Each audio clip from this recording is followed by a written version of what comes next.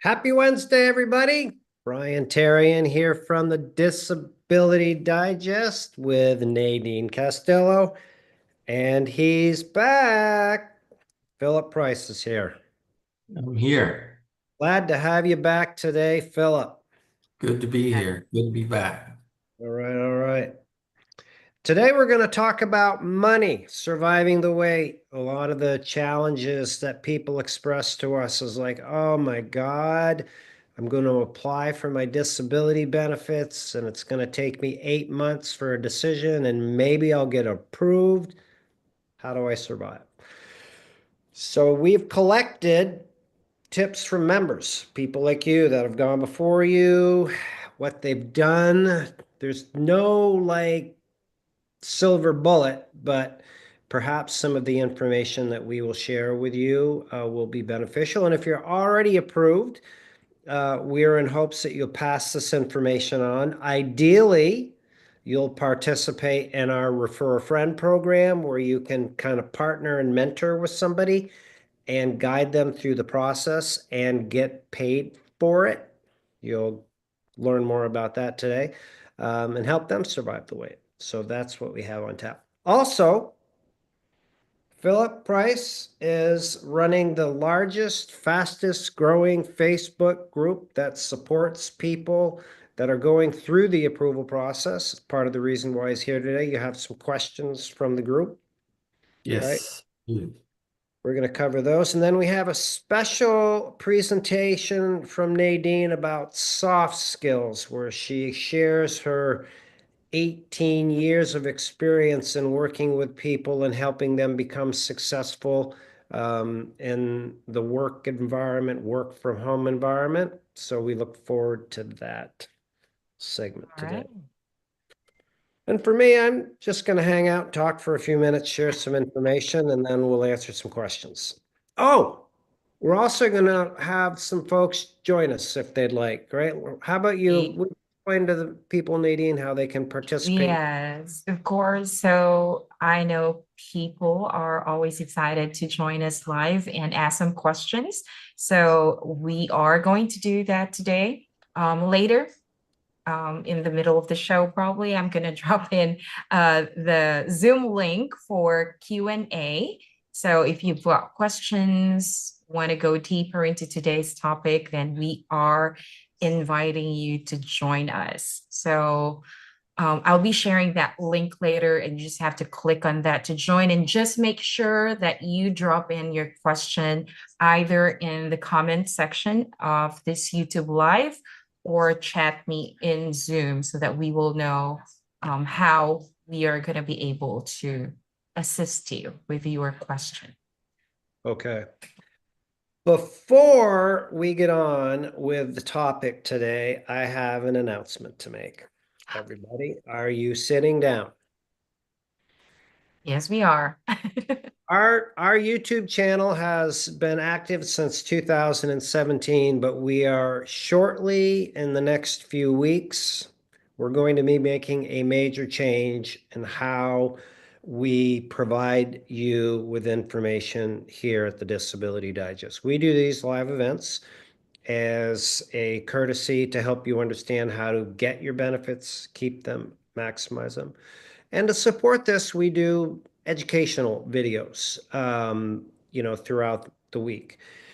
But what we're going to do, and this is really driven on our understanding of what you as listeners are looking for, is we're going to provide you videos that are shorter in length, but are going to be taking you through like the entire process of somebody that is considering disability on a full-time, still working full-time. Maybe they have a diagnosis or two and they're concerned about their ability to work. What that experience is like, all the way through to somebody who goes through, gets approved, what their award letter is, they're concerned about getting everything they're entitled to and keeping it. So there'll be videos released, short videos released, 5, 7 each week that will be in different areas. And as well, we'll keep you updated, like this big, beautiful bill that's going through and what's going on with that. So it'll be more of a day in the life of a chronological experience for you. So if you're out there listening, wondering, oh, how does that impact me? If you are not subscribed to our channel, I would definitely encourage you to do that. You need to be logged in on to your YouTube account and click the subscribe button so that, for example, the playlist of information that you'll get notifications about videos that are released. Because if you miss a piece or two, then the effectiveness of the message is not going to be as valuable as it could be. For example, this is a common thing that happens. Somebody may follow information and then they go ahead and they apply for their disability benefits and they're like, oh, I've applied, I'm already done. But once you've applied, there's 7 really critical things that you need to do to make your case stand out from the 1.9 million people that apply.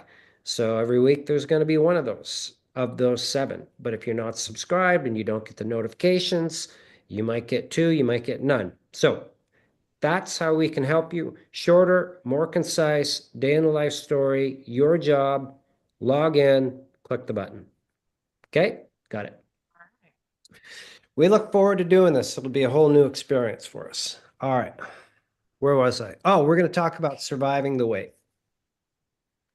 If you're out there, I'd love to hear like where you're at in the disability approval process, like having applied and waiting, applied and approved.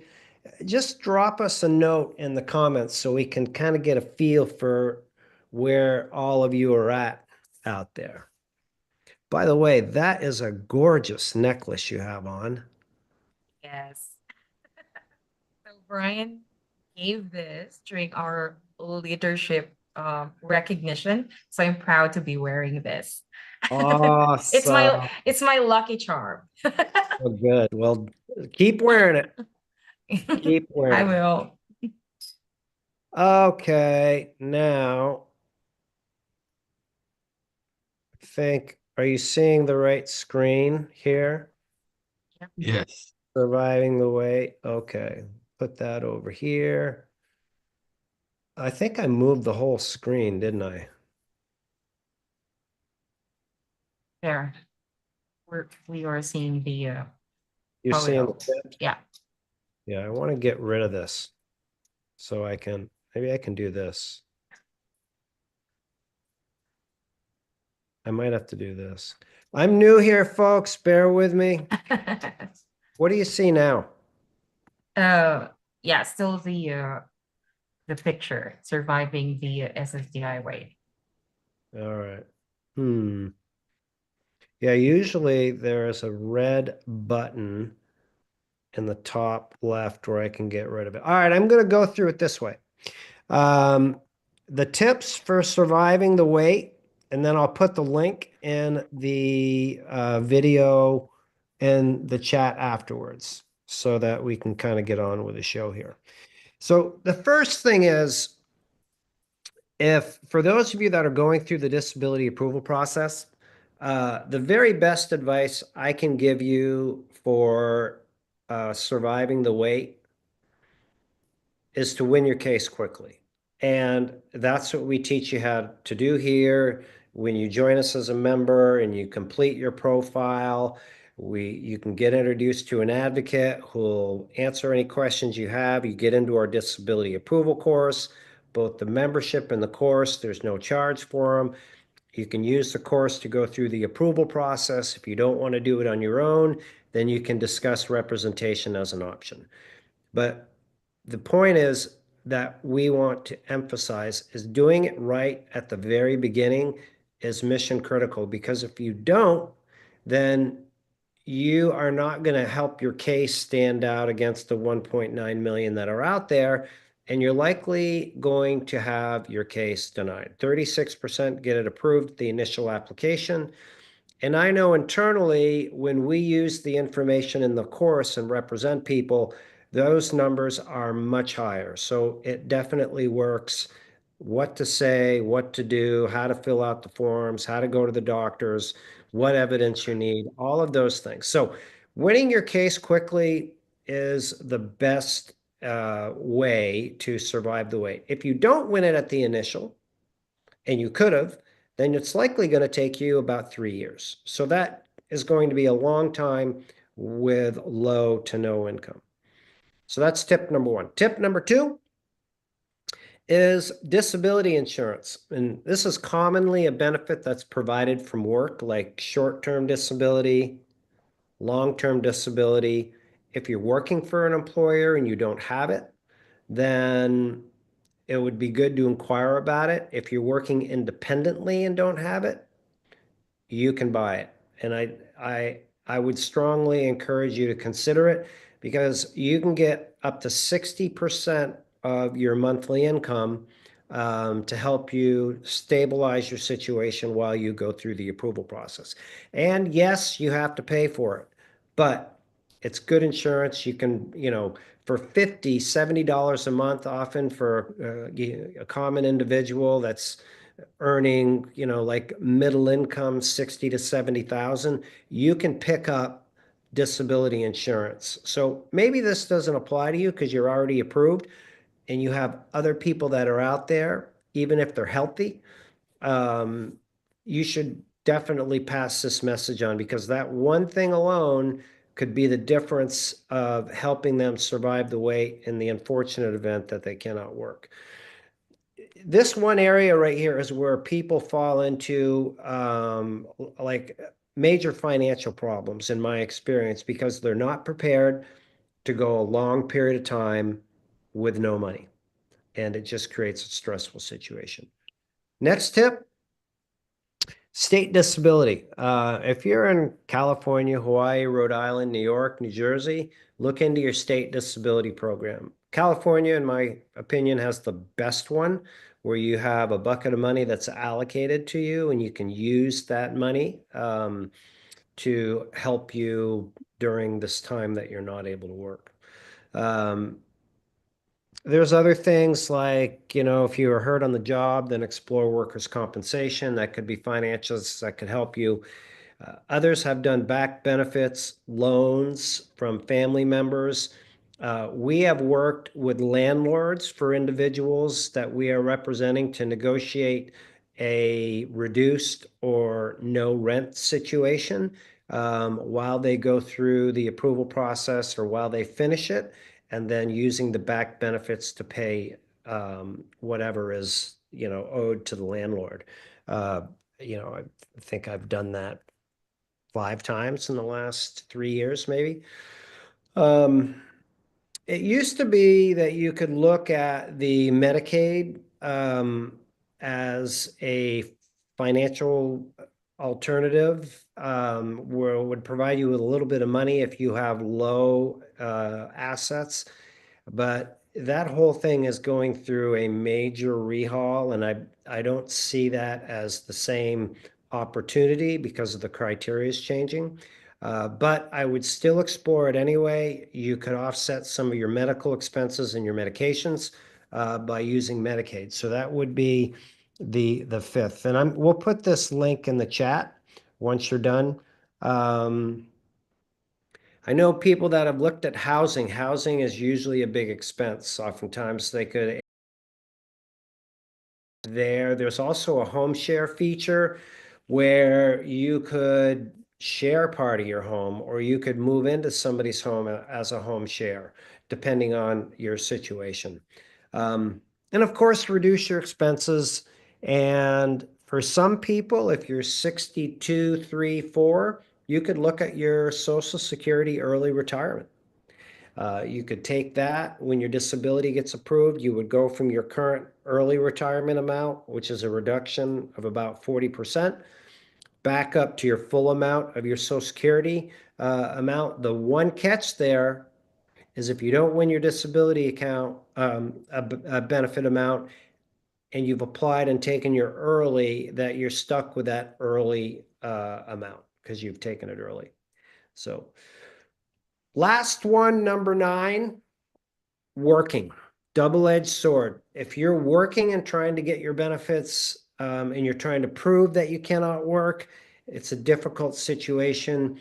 It's really a case by case, if you will. Like some people, if you've had a stable career and you're in your mid 50s and you were a truck driver, and you're going to be, mowing like 3 lawns a week and earning a little bit of money doing that, you're still not able to drive truck, but you could drive your lawnmower around the neighborhood, that type of thing. And, sometimes it's going to be okay, but it's really best to not work while you're going through the approval process. So these are the 9 tips. We will put these in the chat, so that you can enjoy these, use these. If you have others, maybe there's something that you have done that could help others out. We'd love to hear from you. Just share it in the comments. All right.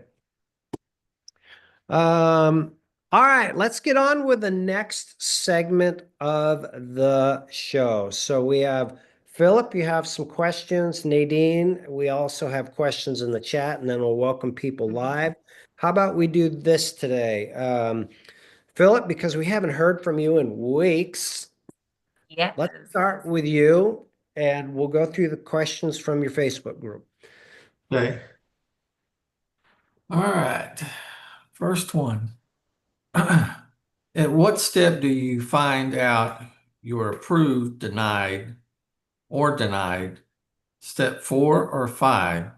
How long does it also take you online account to update to the next step after you have seen the CE? I'm in step 3 and completed the CEs this weekend. I am not 100% certain if the 5th step in the online account is the last step. I believe it is because there's a 5-step disability approval process. But when you get to 5, if it is the last step, then you should get your decision. The online account is historically been the first place where you'll find out your decision before you get it in the mail. And it could be, depending on if you're at the initial level or reconsideration, you could even find out by having back benefits deposited in your bank account before your online account shows that you have a favorable decision. So monitor both at the initial and reconsideration, monitor both your bank account and your online account. If it's the hearing level, you typically don't get paid. You wouldn't get paid before you get a decision. It just doesn't happen that way. So the next part of the question, Philip, if I understand it properly, is how long after the consultative exam do you get a decision? Yes. 3 months or less is typically what we see. Is there's no like certain day because there's so many variables. Yeah. Okay. All right, next one here. I have over 8,000 pages of medical records. We'll be submitting them in my application online. How do I do this medical record submission since there is a lot? Right. Well, this is my opinion from almost 2 decades of doing this. I would not. And at the initial application, I wonder if this individual is a veteran. If you are, if you would, let us know, because Yeah. typically they have massive amounts of medical. So at the initial application stage, Social Security's responsibility is to collect the medical records. So if you have 5 doctors and you list the 5 in your initial application, and Social Security goes in and they'll get those medical records.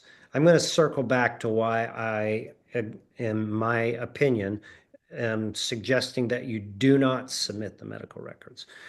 So as the medical records collect in the file, it's your job, if you're representing yourself, to follow up and make sure that all of those medical records are indeed in there.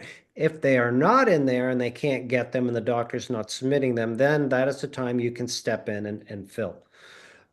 If you're using a representative, they have the ability to look into your case file and watch the records come in. So why you do not want to submit your medical records is because if Social Security is requesting 8,000, you're submitting 8,000, their ability to manage and not duplicate, in my experience, has not been good. So you could end up with 16,000 records.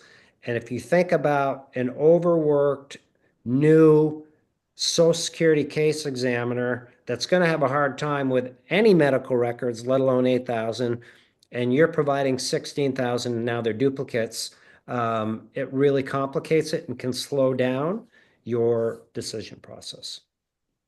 So just a shout out, if you are a veteran out there, and this kind of touches on a conversation we had a little that you brought up earlier today, Nadine, you should start your process as soon as possible because of all of the medical records and the variable. I'm not saying that, gathering all your information, getting everything together, maybe you're waiting for a smoking gun, like the 100% rating, but you should definitely start the process because there's a lot of variables in there, and it would just help you speed up if you want your money. I'm just trying to help you shorten the time that you have to survive the wait.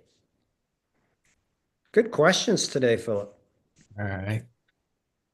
Here's the next one. It says, I was wondering if anyone knows whether the SSA provides a specific form for submitting updated information, or what the best way is to send them new evidence before my hearing on June the 3rd.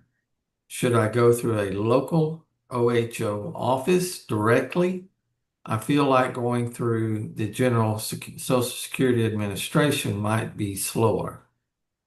This will be my second ALJ hearing because the audio recording from the first one malfunctioned.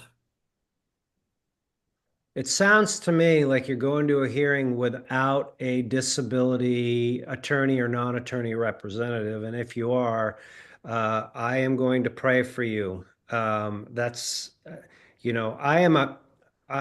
all in favor of helping people at the initial and reconsideration. We provide the course, but I've just known other people that have attempted to do this. Ideally, they're trying to save money.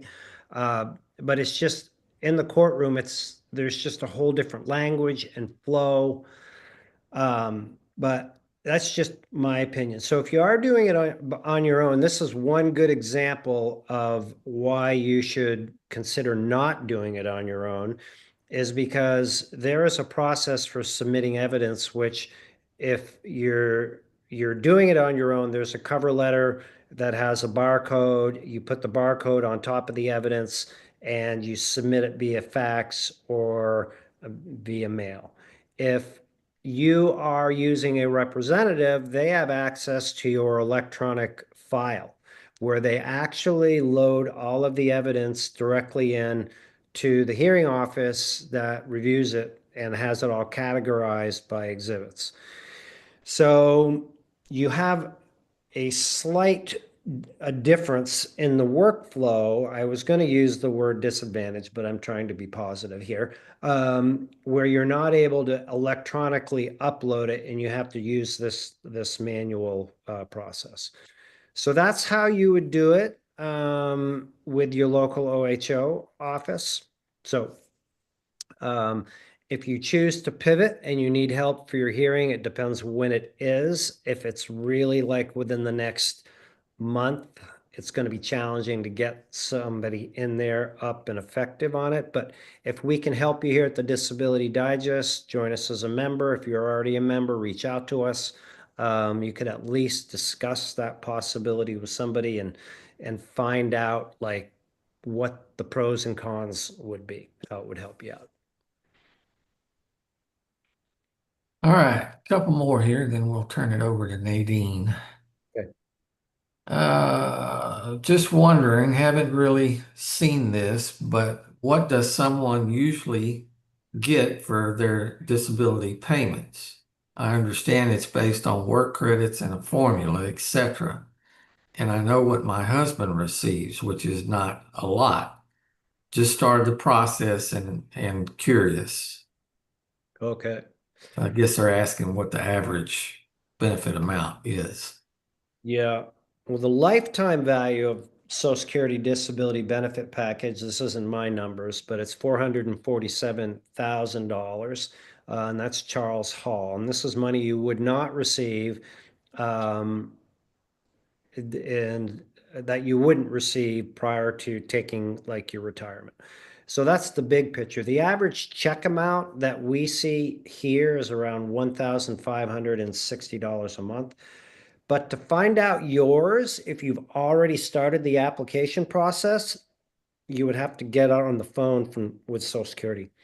If you haven't, then in your online Social Security account, it'll show you your amount that you would receive as a disability recipient, and it's typically within dollars of what your full retirement amount would be, which for most is age 67 retirement. So hopefully that will help. Plus your back benefits. Yeah. All right, let's see. Last one here. A few weeks ago, my lawyer informed me that my case has been transferred from Charleston, West Virginia to Baltimore, Maryland, National Hearing Center. My lawyer is preparing my case for a hearing with the ALJ. Is this where most cases are approved? I don't know if that question is Baltimore related or hearing related, but if it's hearing related, um, the hearing approval rate nationally is 53, 54%. The initial stage is 36 and the reconsideration is 11.7. These fluctuate a little bit, but so the answer to that would be at the hearing level, yes. All right, that was the last one. Nadine, what do you have? All right. All right. So, um, everyone, I'm dropping the link for those of you who would like to join us and ask question live. Take the opportunity. We have Brian, we have Philip, and you have me. So I just sent you the link to those of you who have the courage to join us and ask question live. So anyway, while we wait for people to join us in the Zoom room for their question, we get a question here from Chris. He said, "Good afternoon. Does Social Security ever give immediate disability for someone recovering from surgery needing a few years for recovery? Currently, I'm in step 3 of the process, waiting 3 months. Thank you." The answer to that is yes. And those cases are actually viewed to be, if presented in the right way, are viewed to be attractive for Social Security because that's what the system is really for. So the condition is lasting longer than 12 months or resulting in death, but this one's not, hopefully. And then you go back to work. So it's called a closed period of disability. Rather than a whole lifetime, you're just getting it for a period of time. I hope that answers the question. Yeah, that's the only question that we have so far here in the Zoom chat. But again, we have a lot of viewers right now, and I'm encouraging you to join us live via Zoom to ask your questions. So Brian, while we wait, if it's okay with you, I'd like to ask for 2 minutes of your time for me to share, some soft skills for today while we wait for people Yeah. to join us, if that would Yes, be okay. that would be awesome. I prepared a presentation for everyone. So if you would allow me to share my screen. Away you go. Okay. Here we go.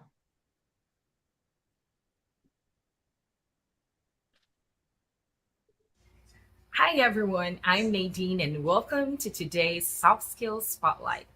Whether you're working part-time or exploring options while on disability benefits, one thing matters most: wellness management.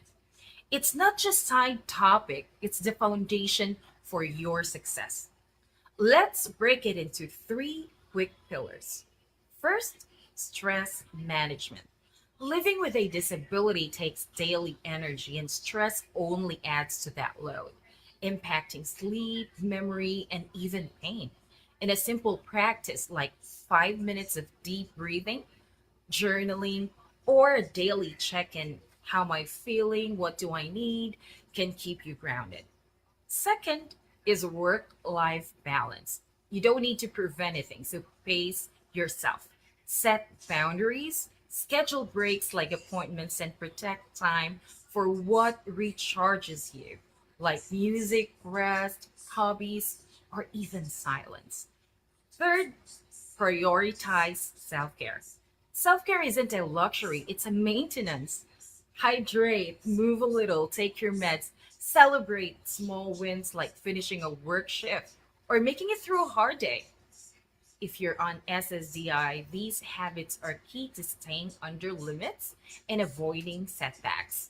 So keep a routine that supports, not drains you, and stay honest with your care team and, if you can, your employer.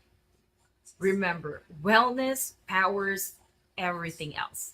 Don't aim to be perfect, aim for progress. Take one breath, one stretch, one step. It all counts. Now, tell us what wellness habit works for you. Drop a comment. Let's grow together. Thanks for watching. I'm Nadine, and we're here to support your full journey: health, work, and beyond. Take care.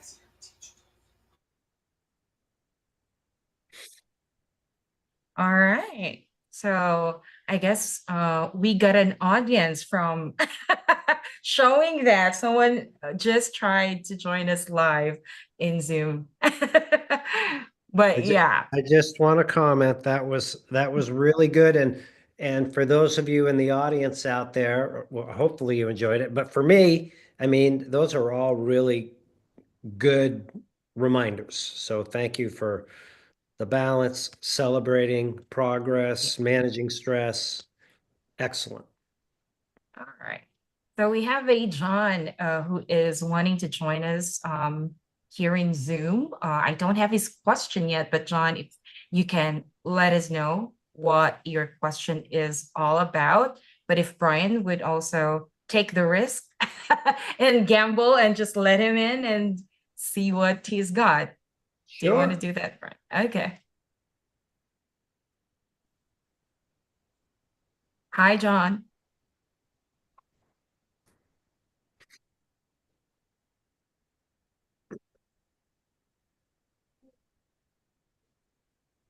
Looks like you're on mute, John.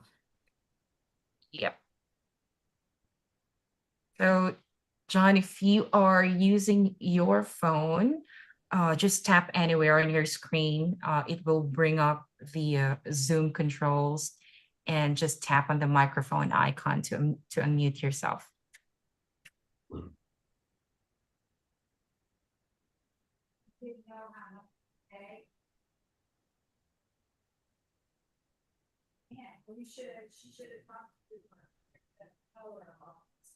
I'm going to ask you to unmute so you get notified. Great. Okay, well, while we wait for John to figure out how to unmute himself, we have a question here from Amber. She's asking, how do I hire Disability Digest and fire my current lawyers? Yeah. So, the first thing that I would say is understand if and when uh, it's appropriate to fire your existing representation.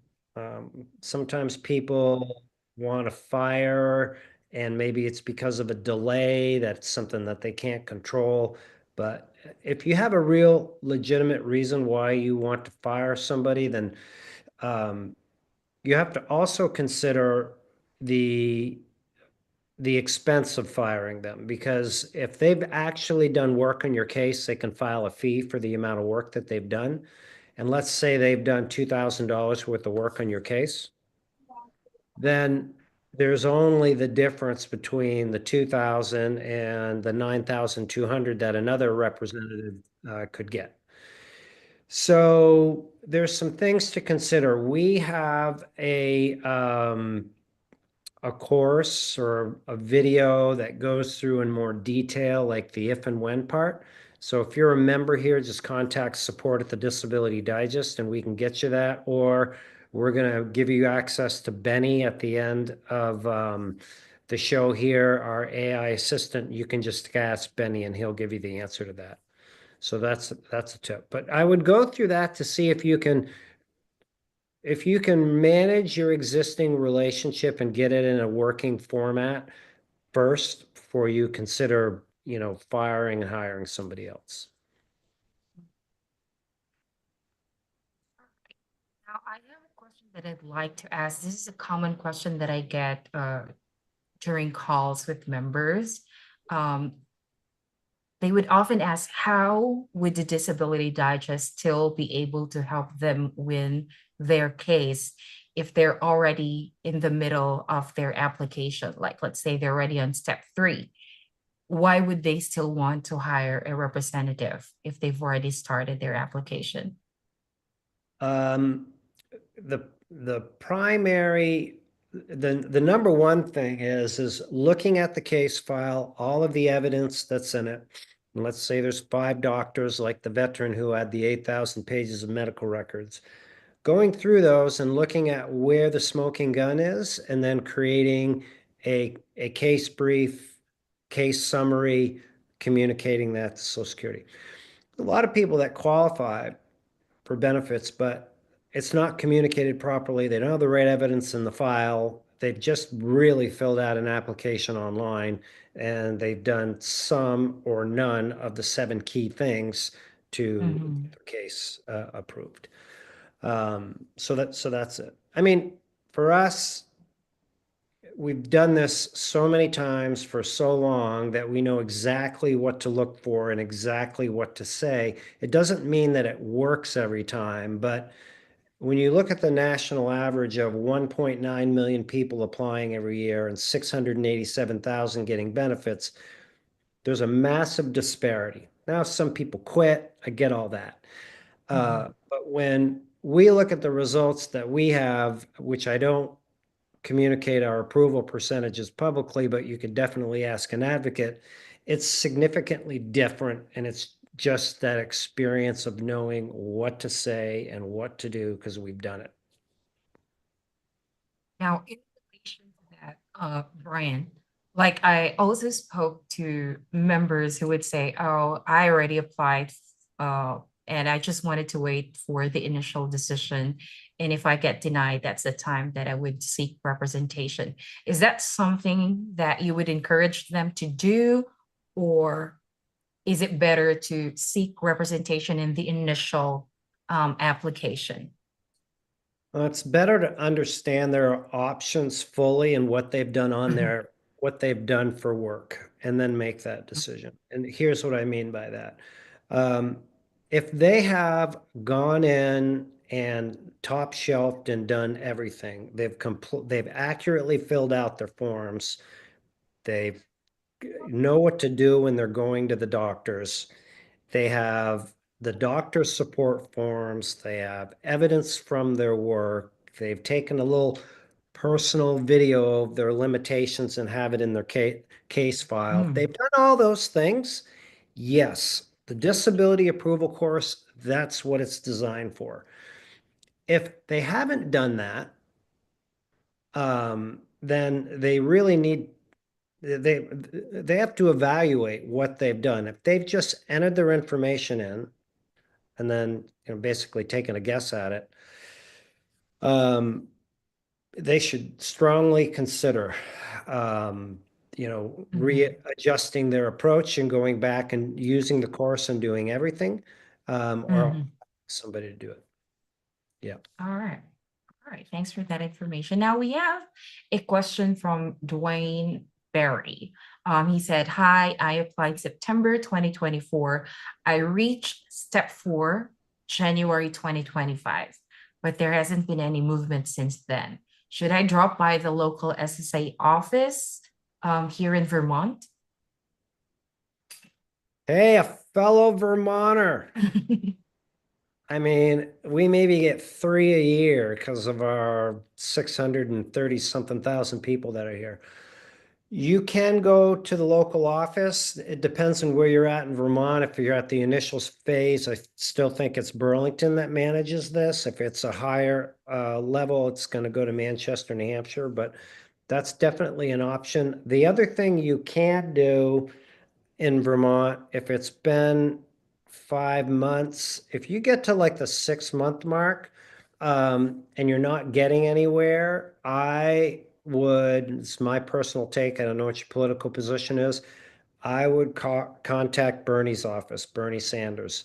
I've used Bernie multiple times for things, but you're a Vermont resident, and he is the guy that is the most effective of advocating for veterans, seniors, people that are disability recipients. And you would contact the office and they'd have you fill out a form, and you would just put in there when you applied. You should have a decision by now. You don't. Would you follow up on it and see if they can, where your case file is at? Maybe it got lost or dog-eared or who knows what. Um, that's what I would do. And in the meantime, I would make absolutely sure that you are in the Disability Digest, using the disability approval course. You've completed all 7 of your steps before you have them go and push for a decision on your case. So you maximize your chances of getting approved. All Yeah. right. Enjoy the weather. It's a And good day here. thanks for that, Brian. We have another question from an M. Williams. He's at CDR Time Frames. The CDR time frame is going to be dependent upon your condition as it was evaluated when you got approved, and it would be in your award letter. And if it's not in your award letter, then it may be that you won't be reviewed, or they're not telling you when you're going to be reviewed.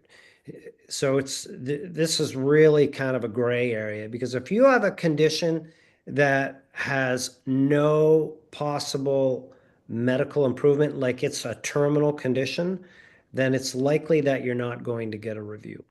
If you have degenerative disc disease, arthritis in your back, depression, that basket of conditions, then it's likely that you will be reviewed, and that should be in your award letter. If it's not, then they haven't told you. It could be 3 years, 5 years, 7 years. I don't have the right answer on that. It's really because there isn't one. Brian, I have one more here from the Facebook group if we can squeeze it in.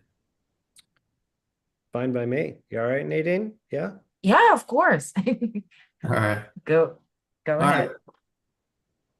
Ann sends in, says, I have done the search and have found no reference to my situation. I'm in the middle of workman's comp claim and can no longer work and do my job and want to file for SSDI. Would it be better if I wait until the case is completed? Um, I don't know from the workers' compensation side, they might have a different opinion and you can ask them that. I'm not a work comp specialist, but from the Social Security side, if you are not going to be able to return to work, I would start the process right away for a variety of reasons. But the primary one is those Social Security benefits are available to you for about a 5-year window after you stop working. And if you've been out of work for more than 5 months, it's really the sweet spot to apply. Because if it takes you 3 years to go through the cycle and you don't get approved, you still have the ability to have another shot at it, right? Because it's a total of 5 years. Now, if you wait 3 years until your work comp is settled, or however long that might be, and then you apply for disability and you don't get approved, you're at the 3-year mark. It's going to take you 3 years to get through it. You're beyond your eligibility. You're out of it. So you've lost that. So this is not explained by Social Security. It costs people thousands and thousands of dollars. My best advice is look at yourself in the mirror, be realistic, and if you are not able to work or return to work or think there's some concern like maybe there's 20% chance you can return to work, I'd still apply for disability because you can stop your case. But it locks in the ability that you're in the application process. That's a really good question. All right. So that was all the question that I have on my end. Okay, great, good. So Philip, how about you? Anything else on your side? Nope, that's it for today. Okay, wonderful. So let's do a few things as we close things down. I shared, looks like you've already put it in the chat, the refer friend and Benny.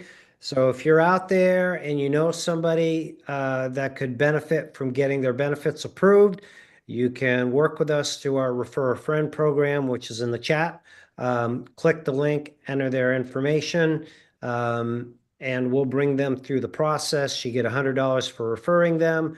You get another $100 once they get approved. They don't have to use our representation to get approved. They can just use the course. We work together to get them approved. It might sound crazy. Well, how do you make it work if they're just getting approved on their own?